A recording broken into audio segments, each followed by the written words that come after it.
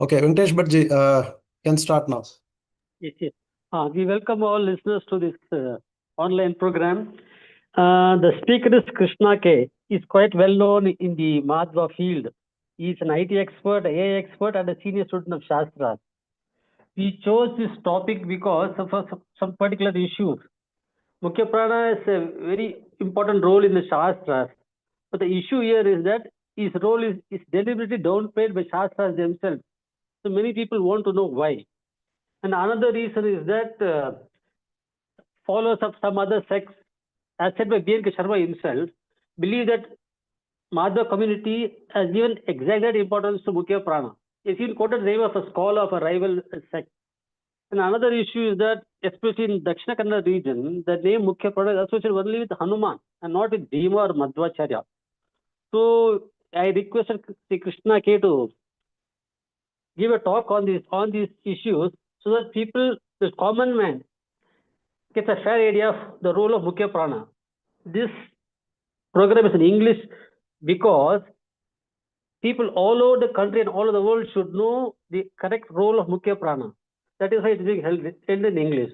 So I welcome Sri Krishna K and all listeners to the program, and I request Sri Krishna K to start the lecture.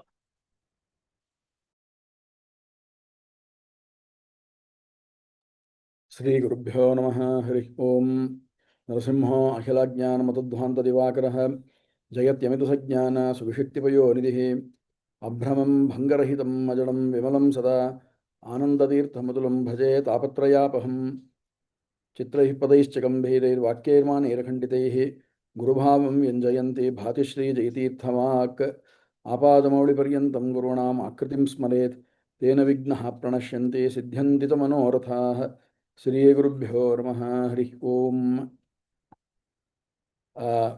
Namaskara to all of you. First of all, thank you, Venkatesh ji and Shaula Madhvacharya for giving me this opportunity. I recall that we have had discussion on the same topic approximately around 3 years back. That was in September 2023. And we did cover some parts there. And I think it may be a good idea to actually recap some of those points there.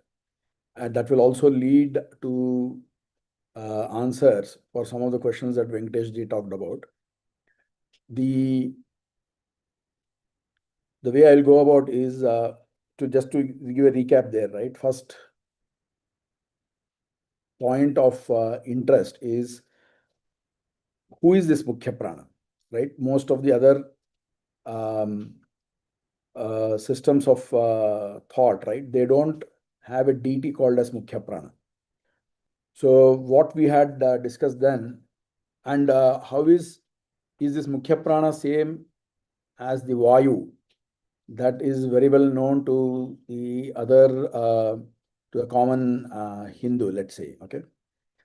See, the question is, the thing that adds to this problem is that most English translations, especially of translations from people who are not from the school of thought, right, is that they call him as wind god, okay? Or they will also call Vayu as Mukhyaprana as life force and things like that. So it is essential for us to basically go through some of these things. And I will also answer the questions that Venkatesh ji talked about in his posting, right, where he declared this particular lecture. So let me get into this one. I'm not too sure if I can share my screen here. Can I? Okay. So let's look at the. I mean, first part will be initially very quick. This one. Are you able to hear me? Yes, yes. Okay. So this is our stand on this is what we had discussed last time. So I will, since we had already discussed this, I will slightly go fast on this one. So the common perception is that, Vayu is one of the presiding deities of the southern southeast direction. Okay. On the other hand, we say that Vayu is actually there are two Vayus for us. Okay. One is Mukhya Vayu and another one is the Dikpala Vayu. So we are not discounting this particular deity. This person is there. Okay. He is also strong like our Mukhyaprana Vayu, but in fact, he is that Mukhyaprana's son, is what Acharya says there. So the question then comes is, where in our scriptures do we find evidence for this Mukhyaprana? Okay.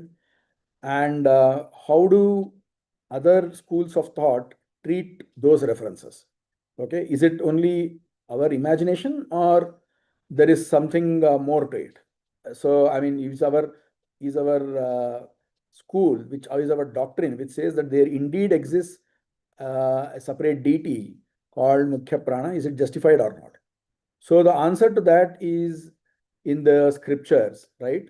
So you find this kind of stuff there, right? You find that there is a prana who is considered the best among the devatas. The scripture themselves tell us these things, right? You are seeing it in Chandogya, prano vava jeshthascha sreshthascha. This episode, there are multiple such episodes which talk about Mukhyaprana, the devatas themselves, right? So what happens is that after Srishti, when they all enter the Brahmanda in the third stage of the creation, so from Vishnu's navel, the 14 lokas, the lotus it springs out. Different parts of the lotuses are marked out as different worlds, and Brahma is sitting on the topmost, and he has a Virat Rupa, which basically occupies this entire Brahmanda. Now, in this Virat Rupa, basically there are different Indriya Abhimani Devatas. Whoever is controlling our eyes, ears, and other parts of other organs of our body, their first emergence is in that Virat Rupa. There they come out, and see, Devatas are Brahmajnanis. Okay. So they don't generally fight, but here they fight to portray, to highlight the importance of Vayu Jivottamatva. So there they say, basically, look, if I enter this body, I am the best. That is the reason why Virat is able to function. Okay. So in some Upanishads, they go and ask the Virat Purusha what to do. And the Virat says, okay, one by one you leave. And if the body is able to sustain itself, then you are not really that important. So one by one, all of them leave the body. And then again, nothing will happen until prana leaves. Okay. And when prana leaves, the body crumbles. I'm talking about Virat. Okay. Virat is basically Brahma himself. Okay. So there, Brahma is there, but he basically is acting neutral. Okay. These are some of the points that Sriman Madhvacharya is the only person to clarify. Otherwise, we will be in big confusion. Okay. He clarifies that Brahma is there, but he is acting neutral. So he lets each deity's powers play out, okay, according to their capabilities. And he doesn't interfere and he doesn't show his own power over there. And when all deities leave, I mean, sure, there is some sort of deformity, right? When, for example, Aditya, that is Surya, he leaves the body, the body is blind, but still it is functional. It is not dead. Okay.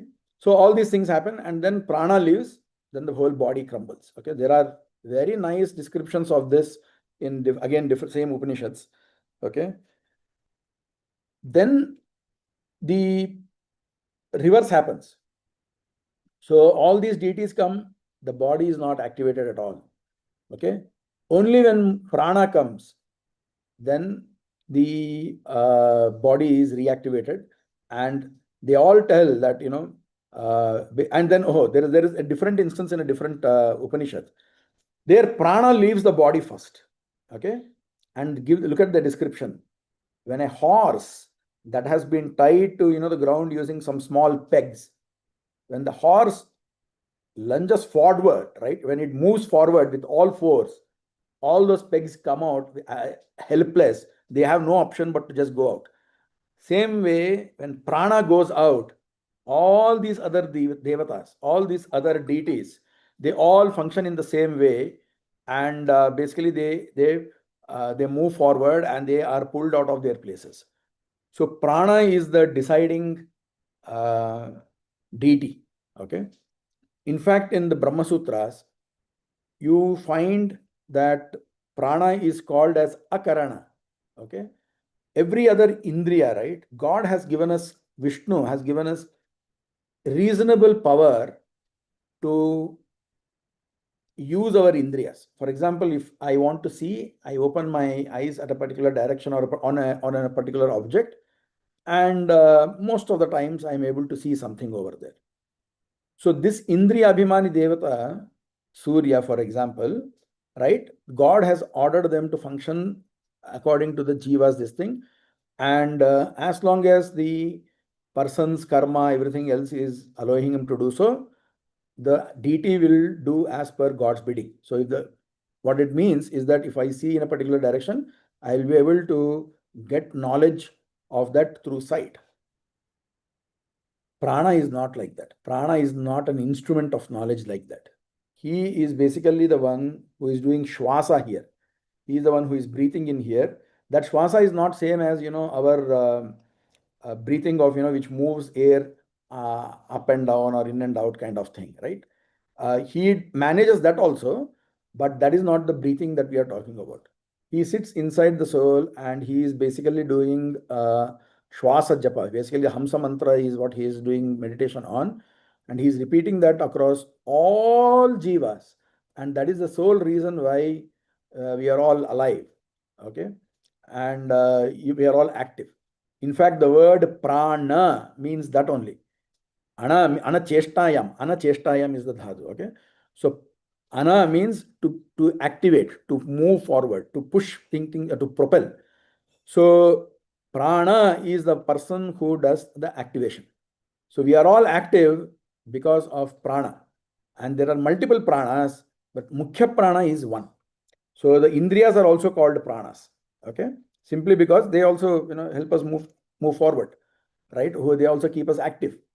The only prana who is not in jiva's control, who is not a regular instrument, but because of whom all other instruments of knowledge are active, because of whom the jiva is active, that is our Mukhya Prana. This is told in the Brahma Sutras. This is what is there in these episodes in the Upanishads also. Vayu, on the other hand, there are two Vayus. Okay, this prana is also called Vayu, but there is also another Vayu who is subject to some sort of ignorance at times. In fact, I had mentioned this last time. Basically, you will see that prana, the Vayu is he goes in Kena Upanishad, right? He will go and tell that, look, I can blow away anything that I want, but he is not able to do so. That is Pravaha Vayu, or that is the Dikpala that we talked about. But the Mukhya Prana Vayu is also there. Why do we need two deities? Simply because the Upanishad is telling, the Upanishads are telling, the scriptures are telling that, look, there is one Mukhya Prana who is never subject to any sort of ignorance. Okay. And so that's what is told in this one, Brihadaranya Upanishad. You can see it here. Okay. Yathesham prananam madhyama pranaha evam etasam devatanam vayuh nimlochanti hi anya devata na vayuh sa esha anastamita devata yadvayuh. What this means is that all other devatas, okay, they have their eyes set. They can close their eyes. Basically, their knowledge can have an end point. Okay, there are interruptions in their knowledge. Okay, nimlochanti basically means they close their eyes. Okay, what it means indirectly is that there are times when they do not get knowledge. Basically, they are not active. Okay, but not Vayu. Why? Vayu is anastamita. His knowledge never sets. The way the sun sets, right? After that, you will not be able to see the sun. So, but basically, it is not functional then. Okay. But that is not the case of Vayu. So there are cases like this where Vayu is highly praised. Okay. In fact, he gets the name called Duh again in the same Brihadaranyaka Upanishad, simply because he is never overtaken by fatigue. Okay. So he is called the Madhyama Prana simply because there is an Uttama Prana, which is Pranasya Prana, which is Vishnu himself. Okay. So there is a Vayu who is overcome by fatigue or who has ignorance and so on and so forth at times, and then there is Vayu who never has ignorance, who is never overcome by fatigue, and therefore we say there are two opposing attributes, therefore, which means there are two beings with the same name. But he is the Mukhya Prana, Mukhya Vayu, simply because everything else depends on him for their function, as has been told in the different Upanishads. So this is the reason why we talk about this Mukhya Prana. Now the question comes, when does this Mukhya Prana come into play? Okay. So that, 1 minute, let me, okay. So there is another important point here about this Mukhya Prana. After that, I will tell about when he comes into this creation. So Mukhya Prana and all beings, right, they all come through three stages of creation. I think I have mentioned this earlier too. So once there is Sukshma Srishti, and then there is Sthula Srishti. All of this is happening before the Brahmanda is created. And then the Brahmanda is created. And then they all enter Vishnu. Vishnu enters Brahmanda, and again he brings them back into action, kind of thing. This is the three-step process, right? At a very high level. If you go into further depth, you will find people like Vadiraja Swami telling there are further stages, further intermediate stages. Okay, but these are the three broad stages that we can talk about. So Mukhya Prana is born along with Chaturmukha Brahma himself. Okay, they are born at the same time. Okay, there is slight gap between them, but it's approximately the same time. Okay, so before that he is born, okay, the pralaya is happening. At that time also, Vayu is active. He is the only jiva. Okay, rather he and his wife are the only jivas who are active at that time. When I say active, I am not talking about physical activity. Their knowledge is on. They are able to see what is happening in the pralaya. Okay, and see here, this particular Shruti, which is given by Acharya in Vyadadhikarana, it tells that pranaha, shraddha, bhutani, bhautikani, they are anitya.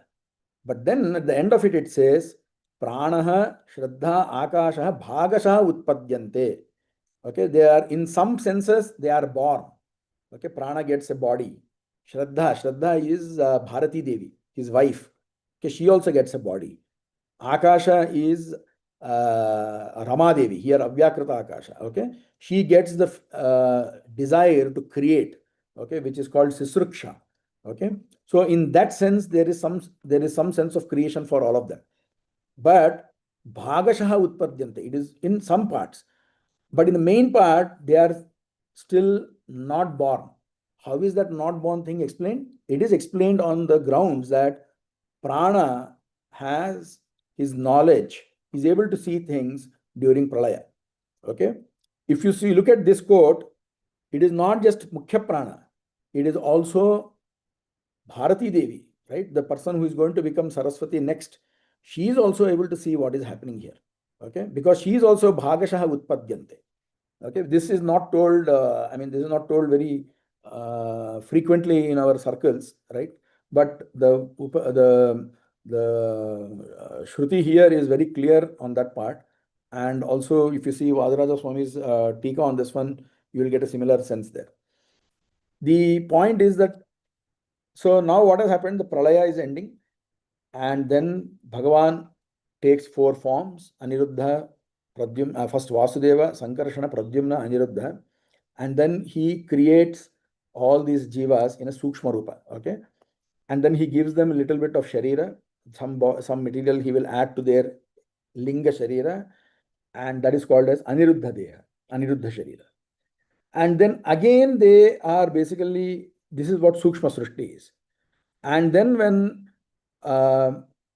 when again they are born, right, at that time, okay, they are born with a sthula sharira. In both these instances, our Vayu is born from Sankarshana and Jaya. Jaya is the name of the Lakshmi's form, who is Sankarshana's wife. Okay, Vasudeva Maya, Sankarshana and Jaya, Pradyumna and Kriti, and Aniruddha and Shanti. These are the four couples that we have. They are all Bhagavan and Lakshmi's forms. So, okay, and Sankarshana and Jaya are our pranas, Mukhyaprana's parents, so to speak, right? Not so to speak, really also. Okay, and in some texts you will see this reference as prana. In some places you will see the reference as sutra. In some places you will see the references as vayu. Okay, and in Bhagavata you will find the same prana referred as sat. Okay, so see the beauty here. The Bhagavata and all these Puranas, right? They are all Paurishaya literature.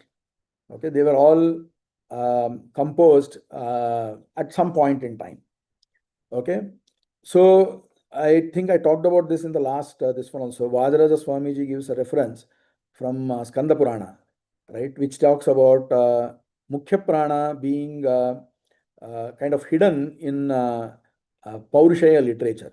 Only his avatars, all his three avatars are very prasiddha in the Puranic literature. Okay, you will find references even to Sriman Madhvacharya. Of course, Bhima is very popular as Vayu's Amsha, and of course, Hanumanji. Now, the Mukhyaprana, on the other hand, is not that very obviously mentioned in the Paurushaya literature because of a curse from the sage Kanva. The curse, and what actually happened is a different, is not our major interest, but the main content of that curse is that he should not be known through his Mula Rupa, and he should be known only through his Avatar Rupas. Okay, that is what the curse is. And like Vishnu, who accepts curses even from other from all deities, right? For example, Bhrugu's wife is there, she cursed him. So he accepts all of them because it is, and Gandhari in some case.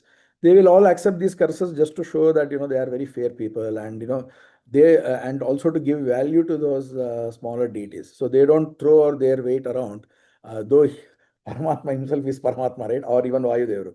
They accept these curses and then try to align with them to try to show the importance of sadhana, and the power to give curses and things like that. Now here in Bhagavata, Mukhyaprana is not mentioned by name, but you will find that he is called as Sat over here.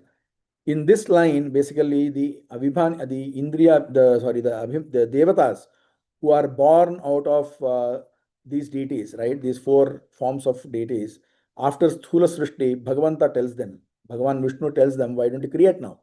And they will all confess their inability to create, including Brahma.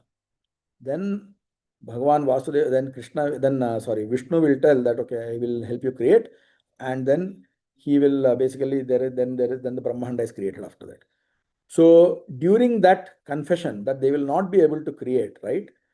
This is the line that you see there. Tato vayam sat pramukha yadarthe babhuvima atman karavama kimte. Hey Atman, they are calling to Paramatma and say, for whatever reason you have for whatever reason we are born here, right? What do we do about it now? Okay, so Sat Pramukha, Sat means Sat, etc. Okay, Sat is the leader. Who is this Sat? Saditi Pranaha, says the Aitreya Upanishad. Okay, in the Aitreya Upanishad, you will find that Satya is broken into three components: Sat, Ti, Ya. Okay, and that Sat is Prana. So this Prana, so the birth of this Prana from Paramatma is told in Bhagavata also. but it is not that very obviously mentioned. And but it is still people who are able to check out all these different sources will be able to see the correlation. Acharya has anyway mentioned this particular thing in his works. So it is not that very difficult. So this Mukhya Prana is born out of Sankarshana and Jaya. What is his Sharira made of? He is also a Mahat Tattva Abhimani. Okay.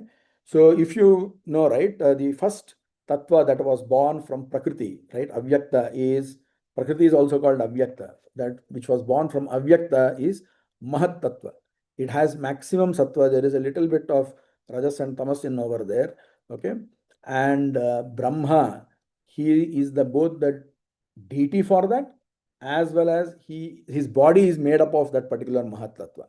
The same thing holds for Mukhya Prana also. Okay. So Mukhya Prana is there everywhere here around us. Okay. Just like Chaturmukha Brahma is also there everywhere around us. His body encompasses the entire universe. Okay.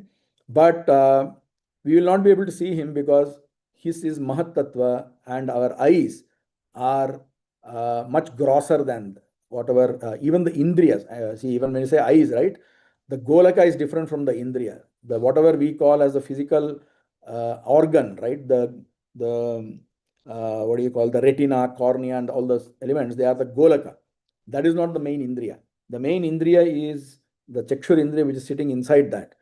Even those Indriyas, right, which is not visible to our physical eyes, physical organs, or even to other Indriyas, right, they also are gross compared to Mahat Tattva. That is why we cannot find Mukhya Prana even when he is around us.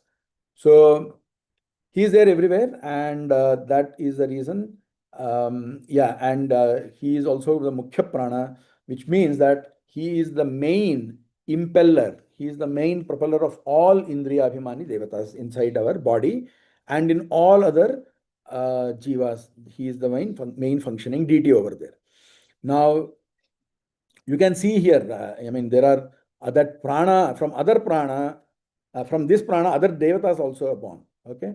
Acharya also mentions this thing in Mahabharata Tatpanaya, right? So you have both Brahma and Saraswati. You have Mukhya Prana, or also called as Sutra, right? Who is this Sutra? Sutra is same as this prana. If you see Brihadaranyaka Upanishad, the Sutra is told to be the person who ties all these different lokas together. Okay. There, the Upanishad is very clearly telling that Vayu is that Sutra. Okay. So that is the glory of our Mukhya Prana. Okay. And that is how he is born. And what does he do?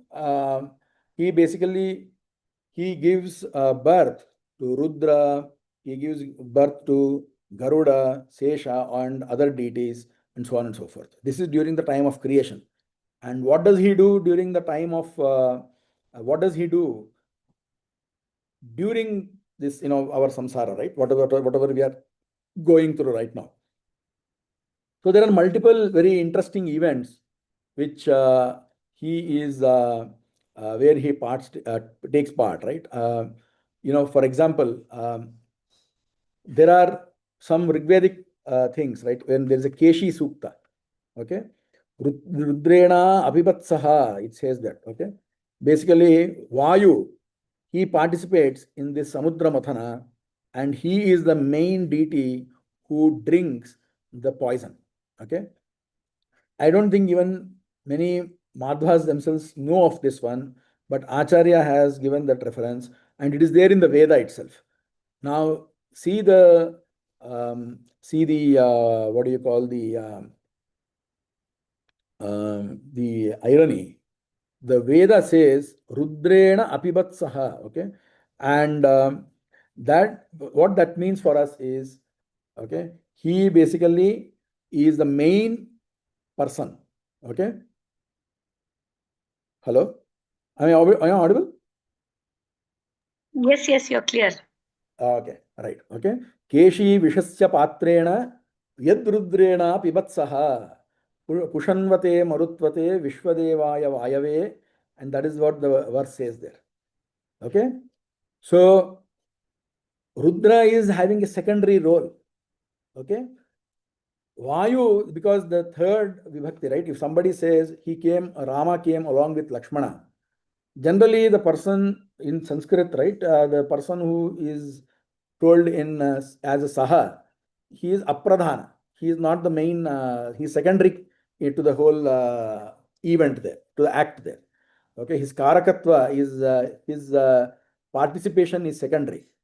Rama is the main person. He came along with Lakshmana. So Lakshmana is secondary over there. Here too, yad rudrena apipatsaha. Okay, saha is along with Rudra. He drank. Who? Vayu. Whoever drank that vishasya patrena. Okay. So, and not only that, he basically Vayurasma upamanthat. Okay, Vayu, what did he do?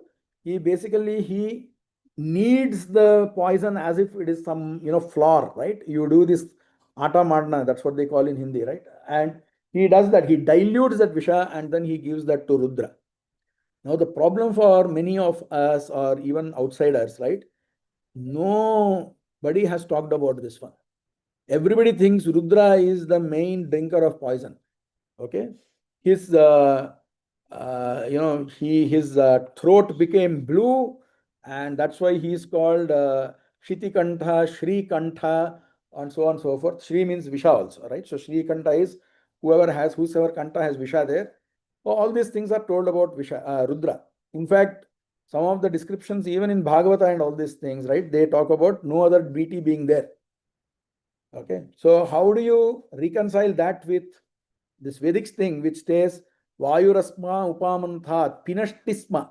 Pinashti is what this one, he basically kneaded it like flour and then he gave it to Rudra, and Rudra had trouble having just that much itself. So the answer is there. Satyadharma Tirthura and other people, they give some Padma Purana quotes wherein this thing is explained. So wherever Vayu is not mentioned, it is again to hide his main role, the Mula Rupa thing. Okay, that is the reason. It doesn't mean that he was not there and things like that. Okay, he wanted.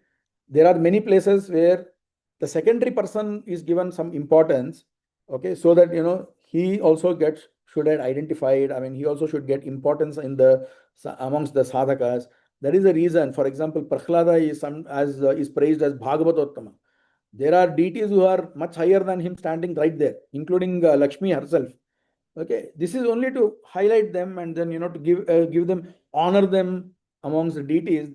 There is some amount of extra praise that is showered on some of these deities. Same thing with Rudra also. Whichever text which tells that only Rudra was able to do it, it is to highlight his eagerness to serve Vishnu and how he was able to save everybody else from that poisonous thing. But when you look at the Veda, okay, which did not have the restriction of Kanva's curse, he just went and basically it tells that Vayu is the person who had this one. There is no virodha there is no contradiction between Puranas and this Vedic thing. Okay, we should just know how to read that thing right. So Vayu is the main person who drank that poison. And what is that poison, by the way? Okay, that poison is Halahala, which is the deity of which is Kali himself. Okay, so this Kali himself was drunk by Vayu without having any negative impact on him. Okay, but even after diluting, okay, it had a slight adverse effect on Rudradeva. Okay, but anyway, he was saved by his recitation of Achyuta Ananta Govinda. That's what Rudra confesses, right? He tells Uma that he was able to overcome the effects of poison by reciting Achyuta Ananta Govinda, and by which all our diseases will vanish, is what he tells there. And this is a point which is not again known amongst our Mahadvas themselves at times. So you find such kind of things here. Okay, it is told in the 10th mandala. Okay, Acharya has given this thing again in his Rugbhashya. There is one more very important thing. Okay, which again it is told in the Brihadaranyaka Upanishad, right? Tameta saptakshitayaha upatishtante tadya ima aksham lohinyo rajayaha tabihi enam rudro anvayattaha. Okay, it basically tells that prana, Mukhyaprana, is the person who is sitting inside this eye. Okay, this is told in Brihadaranyaka Upanishad, Shishu Brahmana. This Madhyama Prana is sitting in the eye, and there are 7 deities, okay, 7 kings basically, or 7 undestroyable people who are sitting around that Mukhyaprana and then worshipping him. Like who? Like Rudro Anvayataha. The word Anvayata means he basically sits subordinate to that particular Mukhyaprana. Okay, so there are such Shrutis, there are many of them. Okay, Vishwadevaya Vayave. Okay, so all of this is told again in the Rigbhashya of Acharya. He gives these references: Pushanvate, Marutvate, Vishwadevaya Vayave. Okay, so basically to that Vayu who has Pushan as his attendant, who has Ahamkarika Prana and Adur Maruts as his attendant, to all such Lord of all gods, I offer this particular Vayave Swaha. That's what it says there. Okay, and there are some other references, okay, that may be not very obvious, but still it is when you analyze them, you will find that you have no other option but to accept that there is a deity which is above all other deities, but who is again not Vishnu. So Vishwadevaihi Pitrubhir Guptam Annam. Here Anna is the person who is mentioned as Mukhya Prana is mentioned as Anna over here. So there are such references, right, which are very clear that Mukhya Prana is the highest deity. He is close to what do you call? He is the next Brahma also. Okay, how do I know that? That's a very interesting thing, right? If you just saw the episode that I mentioned of where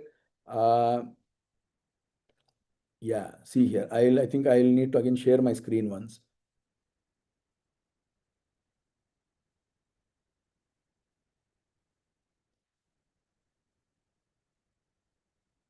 Yeah, see here.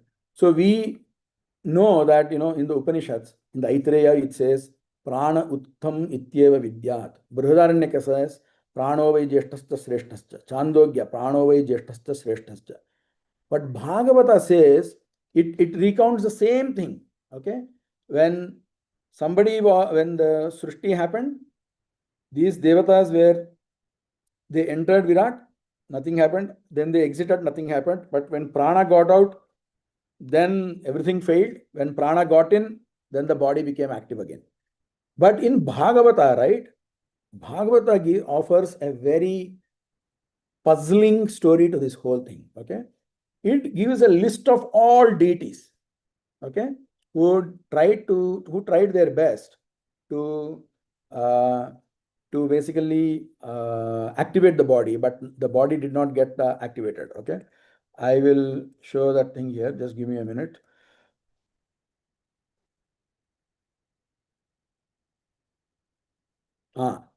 So it says, for example, right? See, you will find that Nodatishtatna Udatishtat Tada Virat. It did not the Virat did not wake up. Okay. So Rudra enters, Ahankara. Rudra enters as Ahankara, nothing happens. Okay. Brahma enters. Brahma is entering his own body. That's how it appears. Okay. And again, Rudra enters as Ahankara, nothing happens. But only when Chitta enters, okay, then the body Virat Rupa is again reactivated. And even Vishnu enters, nothing happens. This is the most puzzling thing you will find mentioned over there.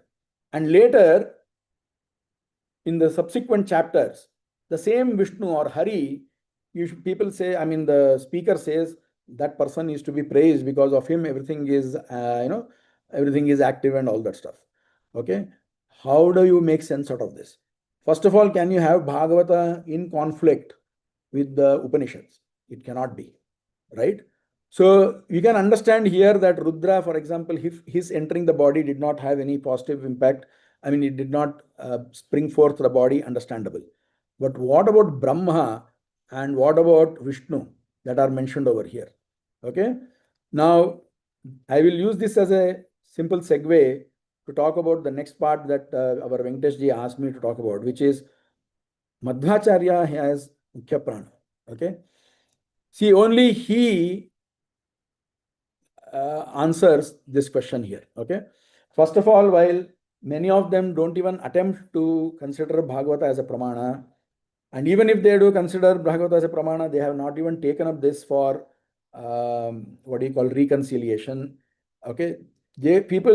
Acharya is the only person who notices all these things, and he gives a very, very convincing answer.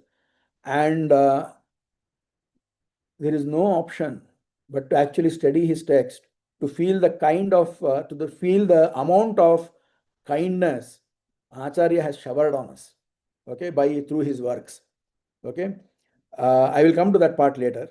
Okay, for right now, let me just tell how he has answered this one.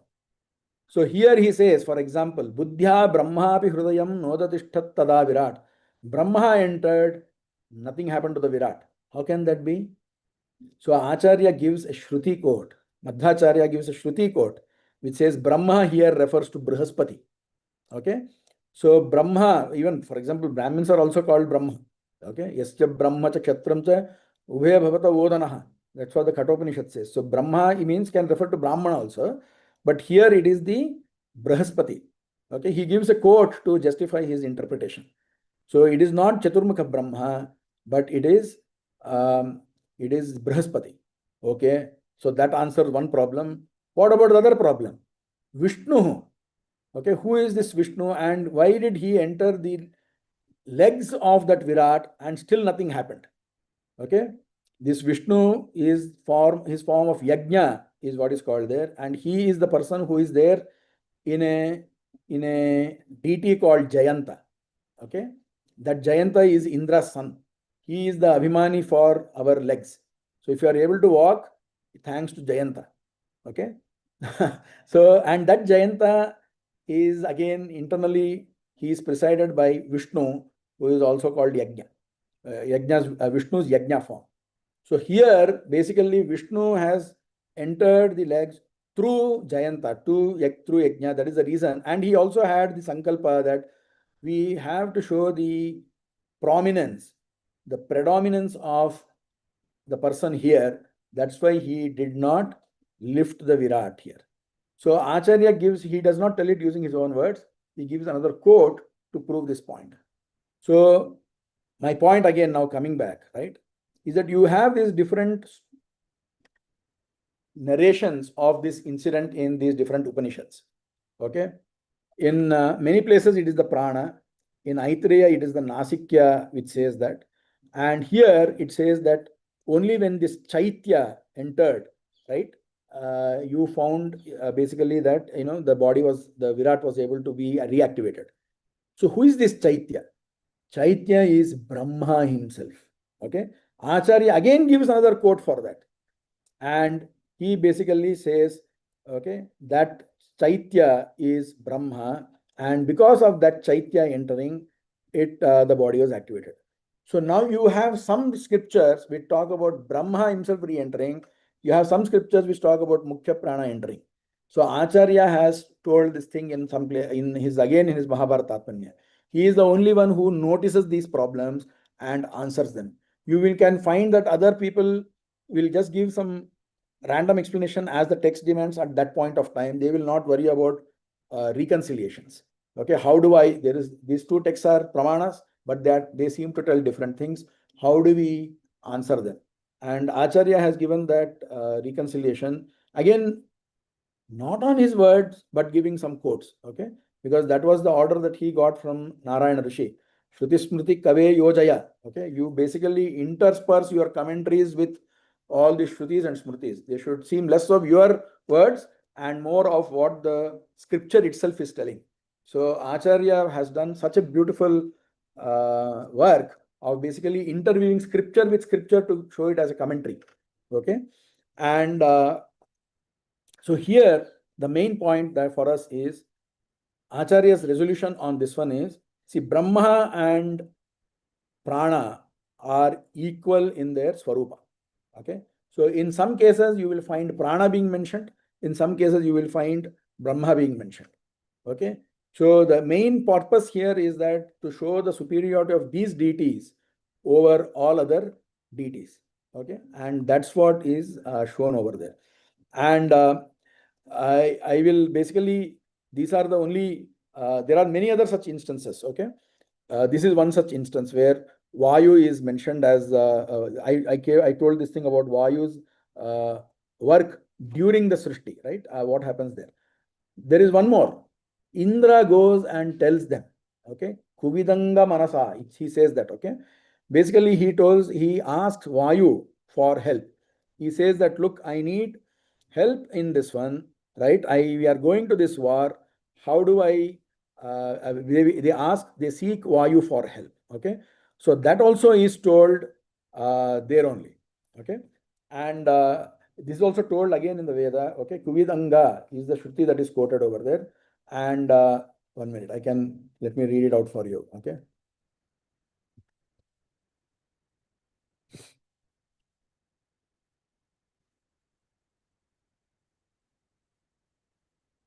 कुविदंग नमसाये वृधास पुरा देवा अनवद्यास आसन ते वायवे मनवे बाधिताया. So that's how it goes. Anushasam Suryena. Okay. So there is a big rook that talks about this one. Okay. There it tells that all these devatas, right, they lost their flaws. They became anavadya. They became pure by bowing down to Vayu. Okay. And to that Vayu, okay, to that Vayu who is Manave, who is the, how do I say, the most intelligent, or to the person who is the protection, who protects us, okay, to that person, okay, we all bow, okay, Suryena, not just Surya, all deities we bow to him, okay, is what the Rik says that, okay. So Acharya has given this particular Shruti in this one, okay. And of course, the Shatprashna Upanishad also talks about how Mukhyaprana is the person who regulates our body, right? Not just our body in generally like that.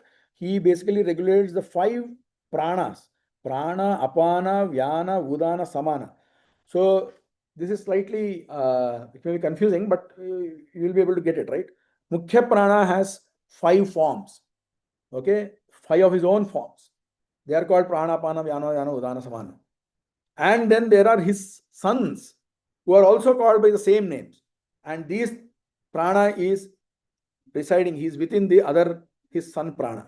And that's how he gets our body to work. So every part of our body is indirectly handled by Mukhyaprana himself. Okay. To the extent, okay. And see, in our general this thing we say, right? If a manager is there, right? If my team leader is there, okay, or my boss is there, let's say that person has some 10 people working under him. It's not necessary that he will be able to do all the 10 people's job. Okay. That is never the case. Okay. But I mean, we basically distribute the work based on our capabilities and so on and so forth. But look at this thing in case of Mukhyavayu. Okay.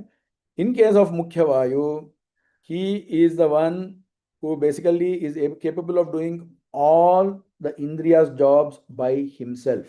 He does that also for the first 6 months of the birth. Okay. Sarvendriyanam vyaparan prana eva karotyayam indriyastha prutaktasau shaktopi swayamevatu shanmasat purva balanam kevala pranato bhavet. Very important. Okay. So, and vyapartham manasa sarvam ataha paschat asamsmritihi. Therefore, you cannot, any kid also doesn't remember what happened in those 6 months, because that time those memories are not accessible even to the Mano Abhimani Devatas, because they were all managed by Mukhyaprana himself.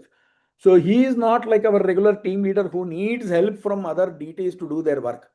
He is capable of doing their work independently, and he shows this for the 6 months. And later also, when other deities are doing their work, he is the one who is sitting there and then making them do their work. Mukhya prana vashe sarvam sa Vishnor vashagas sada. That is what our Shruti tells. And this part is one more thing which the Vayu does. during our samsara. There is another very interesting thing, right? That again, it is told in the Upanishad itself, right? In basically, if you close your ears like this, you are able to hear some sound. That is Mukhyapranas praising the Vaishvanara sitting over there. Okay, and this is what you will find. This is all pranas work within the body. Okay, first he is doing Shwasa Japa, then he is handling all the, he's regulating all Indriyas, he's doing their work for the first 6 months after birth, and later he is sitting in all Indriya Abhimani Devatas, I, Surya, Varuna, and Agni, all these people, and then doing their work. And this is basically from point of view of what is happening within the body, okay, the Adhyatma perspective. From an Adidaivic perspective also, he has a lot of things to do, right? Sutrena Gautama, okay, Samdrubdhani, okay, all these words are Syutaha. They are all basically, they are weaved. The prana is the one who is ensuring that all these different lokas, right, they are functioning in tandem. Basically, one should see, there are infinite Amukta Jivas sitting here, right? What sadhana they should do, how much, when should they get access to a guru, what kind of knowledge they should get, how long will that knowledge will be sustained, what is the impact of that knowledge, what other types of sadhana they can do. All these things are determined by prana, of course on orders from Vishnu, because he is in Vishnu's control. There are again Brahma Sutras which tell us the necessary shrutis for that, but he is the intermediary, right, who executes all actions based on Vishnu's orders. Okay, and outside there is one very interesting thing that he does, okay, which it rained just a while back in Bangalore, so I think it may be not a bad idea to recollect what he does now. Okay, see, in some of these Upanishads, right, they talk about all the rivers merging into the sea, and they don't know where they came from. That's what it says. Okay, now this is a very puzzling thing for most people. Okay, and of course you can say that, I mean, the Advaita reading is that they all merged into one and things like that, but that is not really the case. If you see the Upanishad, right, it says that these deities don't know where they came from, and then the Upanishad actually curses that whoever doesn't know where they came from, they will become whatever they are, like the Vrukova, Simhova. I mean, basically they will be born in lower yonis, Asuri yonis, and then they will go on off there. I mean, they are damned from there after that. The point is that knowing where you came from is very important.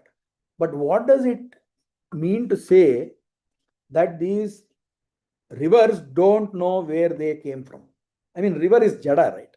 It is an inert matter. So what does it even mean to say it doesn't know? It doesn't make any sense.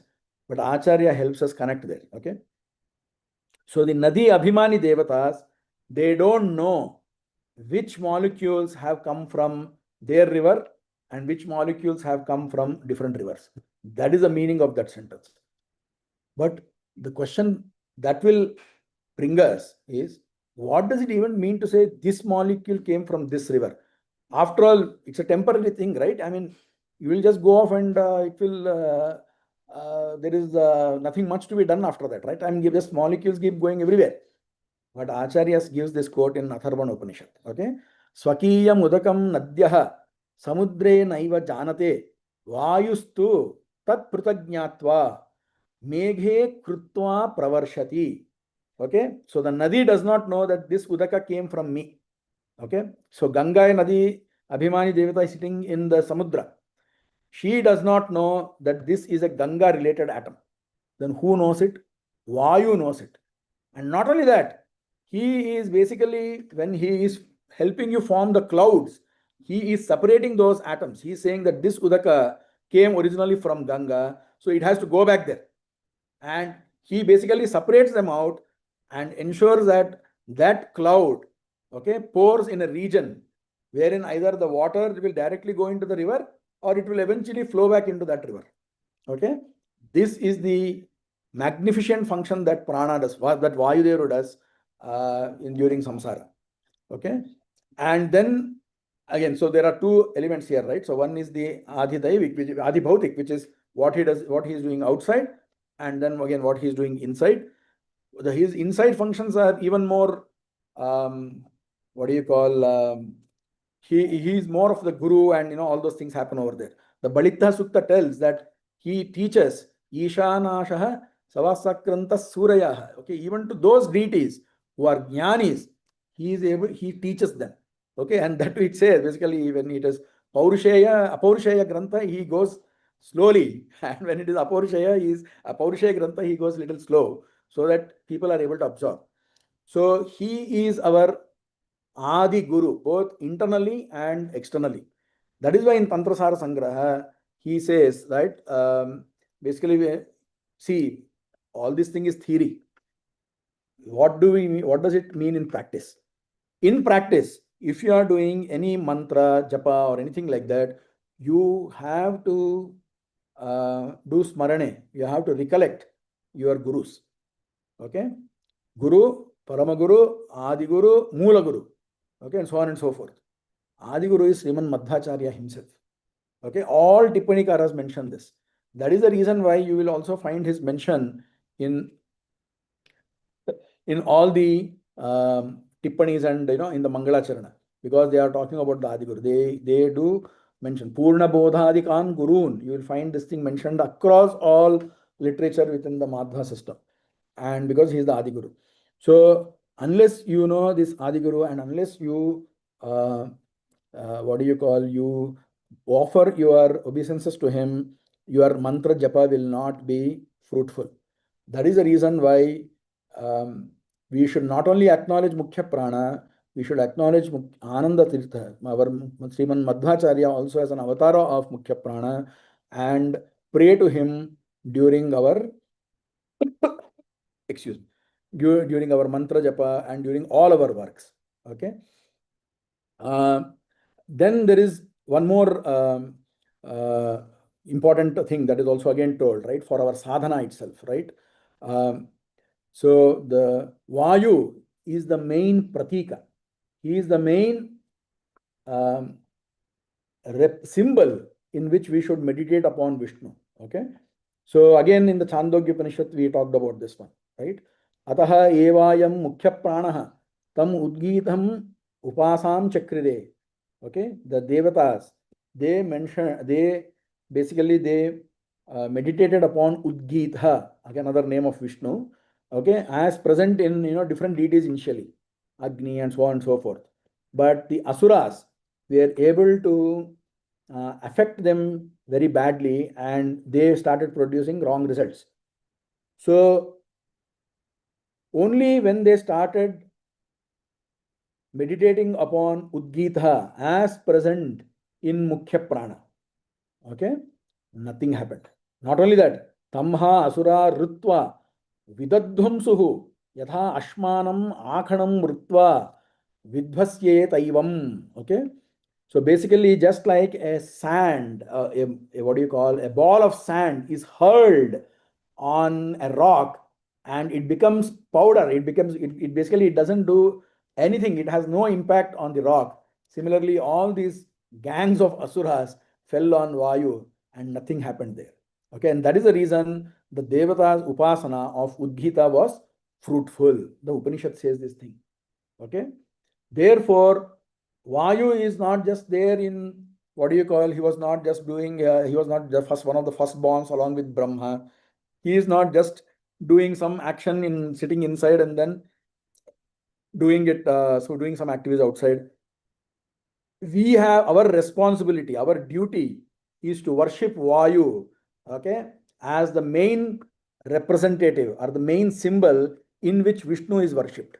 Okay, so otherwise your upasana, all your sadhana is liable to be robbed.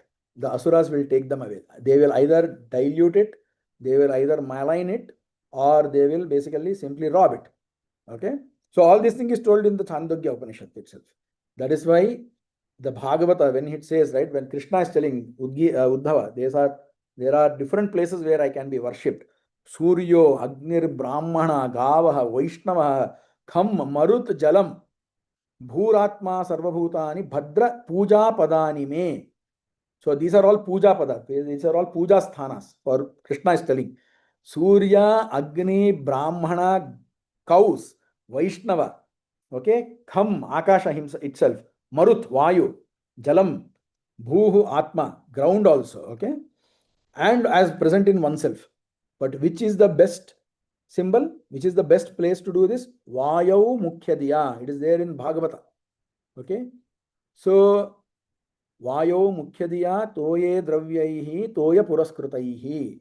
In Vayo is the one should have the main why should be considered as the main symbol or representative or the Adhisthana where Vishnu is worshipped.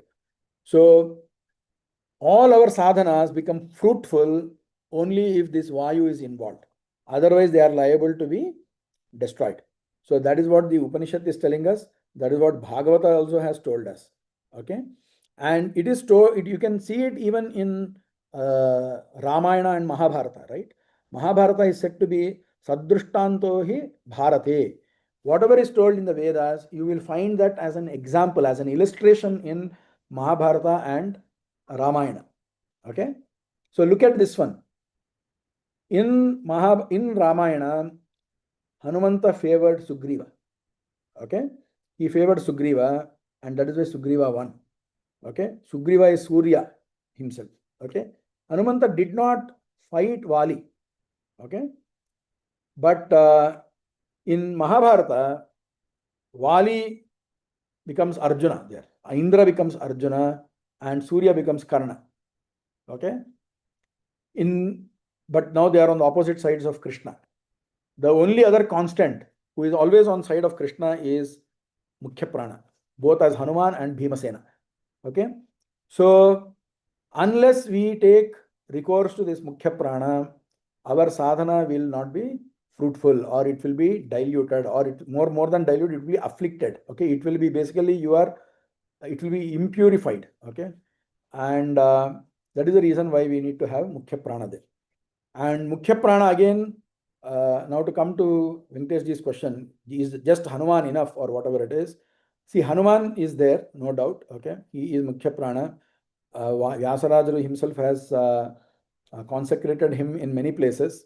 Okay, and worship of Hanuman will give us a lot of benefits. Okay, but so is Bhimasena, and more importantly, Sriman Madhvacharya himself. Okay, worship of Madhvacharya is as a main guru, as the Adi Guru is told in Tantrasara Sangraha itself. You need to worship on that one. Okay, and without that, again the same problem. Your mantra will not, your yastaratamya vetnasyad gurunam devatasvapi. Okay, only for that person his mantra siddhi will be there. Otherwise, there is no mantra siddhi. Okay, and there Adi Guru is Madhvacharya. And like what happened between Mukhyaprana and other deities, Mukhyaprana corrects them on many places. Okay, I think I talked about this in the previous this one, right? Mukhyaprana tells the deities, okay, ma moham apadya. Okay, they don't get into delusion. Okay, I am the one who is basically the main this one. Okay, because of me, okay, I am the main ahameva jeshtha, something like that he mentions in Shatprashna Upanishad. Okay, and basically see, he tells this thing in Shatprashna Upanishad. You have this line there. Okay, Tadyadha madhumakshika madhukara rajanam utkramantam sarva eva utkramantate. When the queen bee leaves, everything else will follow that. Same thing happens with Mukhyaprana. So unless you worship Mukhyaprana as Acharya, whatever worship you do to other deities, right? It is only for temporary and very simple, small benefits. Okay, it will not help you do your sadhana unless you bring in Mukhyaprana, and especially in the form of Madhvacharya. Okay, and again, it is not my this one. You should basically read Acharya's work. You will find there is more proof for this kind of stuff there. Okay. Yeah, with that, I will like to end my this thing, and I will like to leave the floor open for more questions. There are many more such things, more glories of Mukhyaprana that are mentioned in Gita Bhashya of Acharya, in other places. Okay, okay, let me leave that, talk about that one also. So Mukhyaprana is the only person, right? Does he have the effect of samsara on him or not? Is a question. Okay, so the answer to that is he is called Jala Jala. Okay, this Acharya mentions in his Gita Bhashya 15th Adhyaya. Okay, see here, Prajapati Pramukhaji Sarvajivaha Ksharaha Aksharaha Purusho Vai Pradhanam. Okay, there are three that the thing mentions there. The verse itself mentions three of them. Okay, one is Kshara Purusha, one is Akshara Purusha, and then there is Uttama Purusha. Kshara Purusha is all jivas. Akshara Purusha is Lakshmi alone. Okay, and that is the Uttama Purusha is of course Narayana. But Matarishwa, okay, or Brahma, Matarishwa or Brahma is Jala Jala. He is both there, here and there. Okay, basically the effect of samsara is not there on him.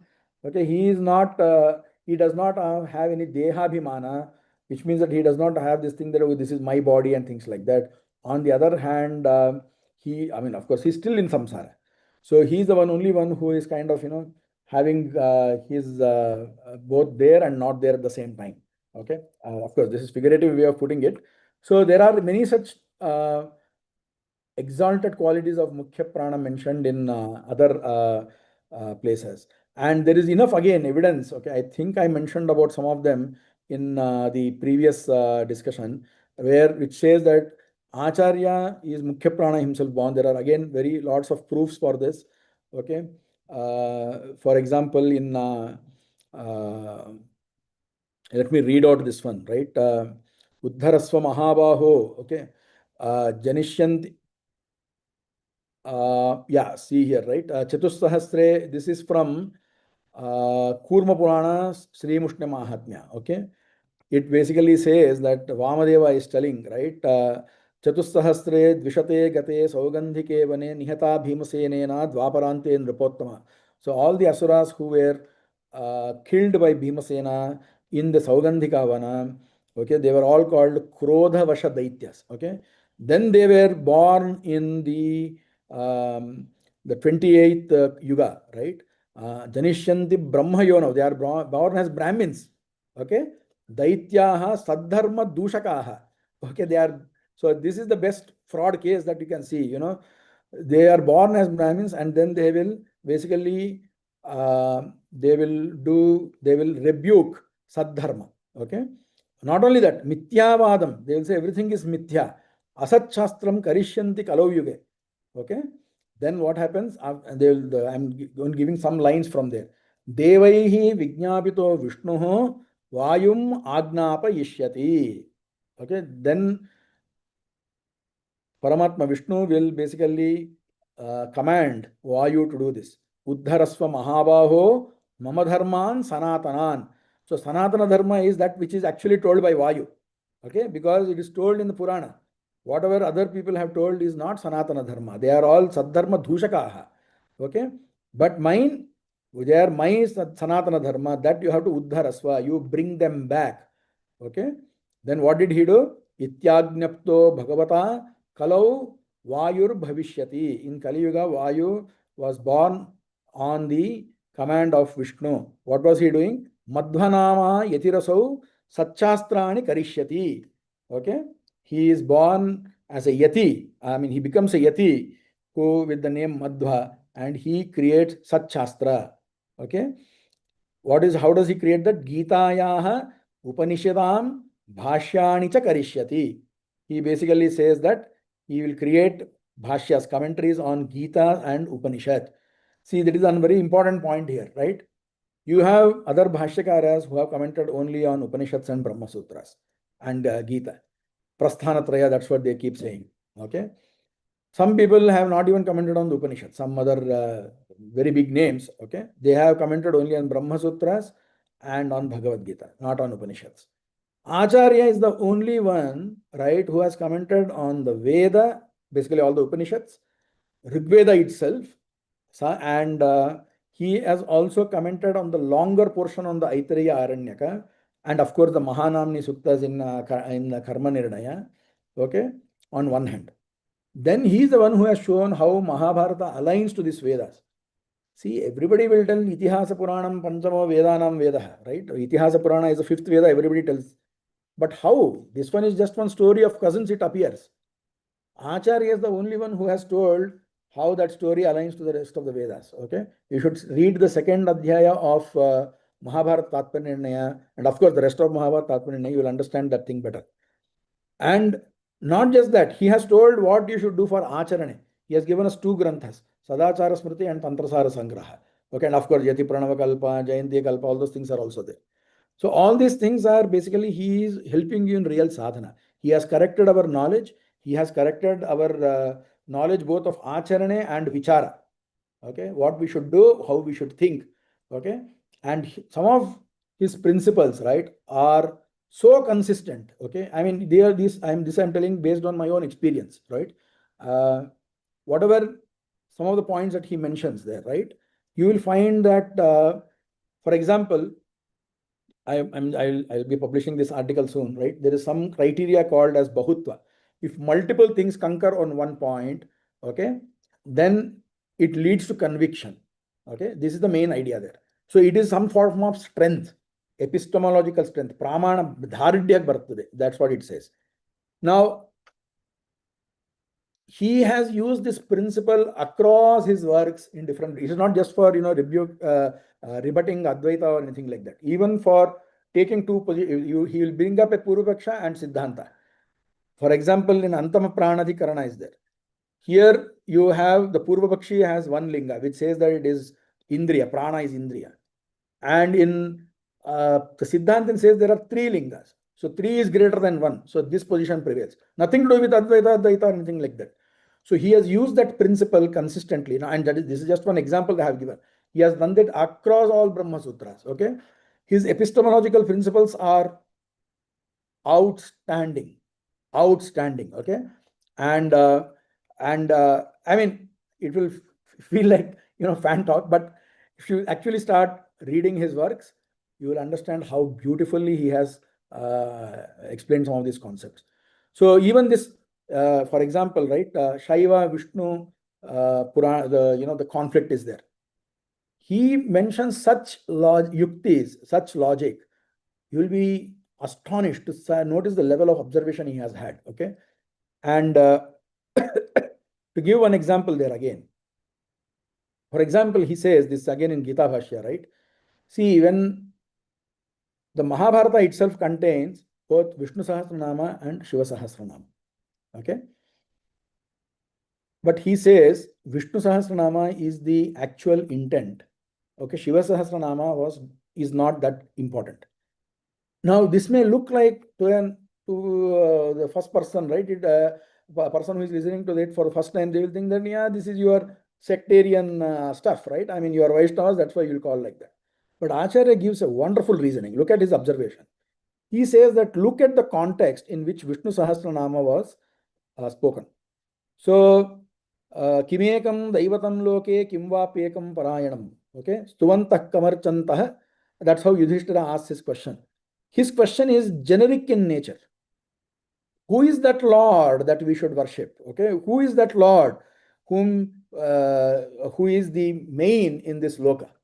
Okay, it is generic in nature. And the answer is, of course, Vishnu. Okay, that is what the Vishnu Sahasranama starts with. Shiva Sahasranama starts differently.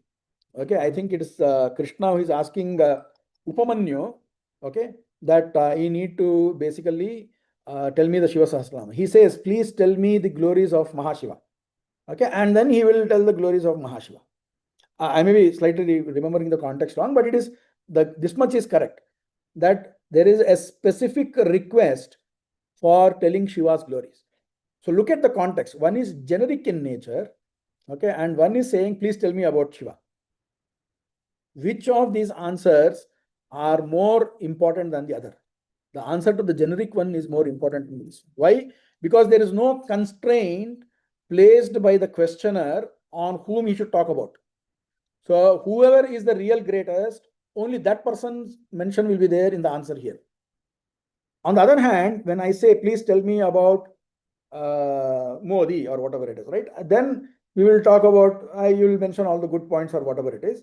You have, the questioner has placed a constraint and tell me only about Shiva's glories. Okay.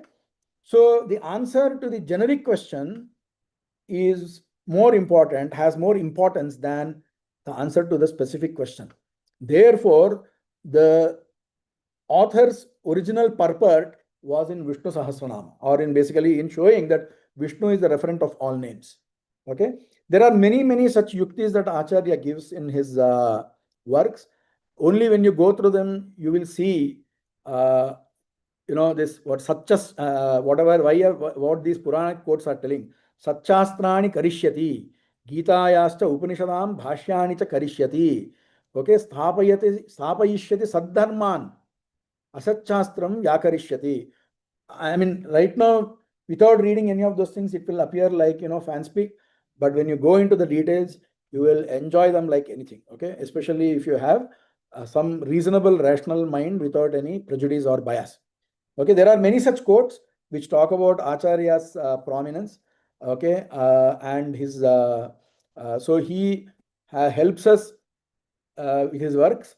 And my teacher says that if you read Sumad Vijaya, if you study Sumad Vijaya properly, and there have been instances, in our own, in our parampara, people have used Sumad Vijaya to for some sort of alchemist kind of thing, right? There was some sort of famine, or there was some sort of poverty that came to a mata.